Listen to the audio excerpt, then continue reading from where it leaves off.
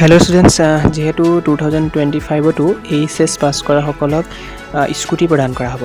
এতিয়া সকলোৱে পাৰ্চেণ্টেজৰ বিষয়টো জানাই 80% লাগিব, কিন্তু স্কুটিখন কেনেকৈনো দিয়া হ'ব, কি ক্ৰাইটেৰিয়া আছে, ডিষ্ট্ৰিবিউশ্যন প্ৰচেছ কেনেকুৱা আৰু ইলিজিবিলিটি কিমান, অৰ্থাৎ তোমালোকে কি হ'ব লাগিব, অৰ্থাৎ ডকুমেণ্টছ কি হ'ব লাগিব, কি ডকুমেণ্টছ থাকিলে তোমালোকে পাবা, কি ডকুমেণ্টছ লাগিব, আমি এই ভিডিঅ'টি চাম। ভিডিঅ'টো ষ্টাৰ্ট কৰোঁ।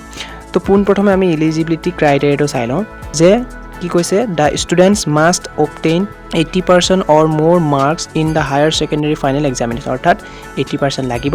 Only students in the betterment and reappearance category will not be eligible for the scheme, অৰ্থাৎ যিসকলে বেটাৰমেণ্ট দিয়ে বা দিয়ে তেওঁলোকৰ নহ'ব। Student must be resident of the state of Assam, অসমৰ ষ্টেটত তেওঁলোকে বাস কৰিব লাগিব। Student admit in institution outside the state are also eligible provide they have a valid or PRC of Assam, PRC লাগিব, অৰ্থাৎ PRC eligible লাগিব। It is an applicant based scheme হয়, to not offline applicant would be entertained, okay, অৰ্থাৎ online এইটো হ'ব, offline নহয়, ঠিক আছে। এইবোৰেই অৰ্থাৎ তোমালোকৰ এইবোৰেই লাগিব, এইবোৰ থাকিলে তোমালোকে পাবা, ঠিক আছে। এইবোৰ ক্ৰাইটেৰিয়া তোমালোকৰ হ'ব লাগিব। ধন্যবাদ।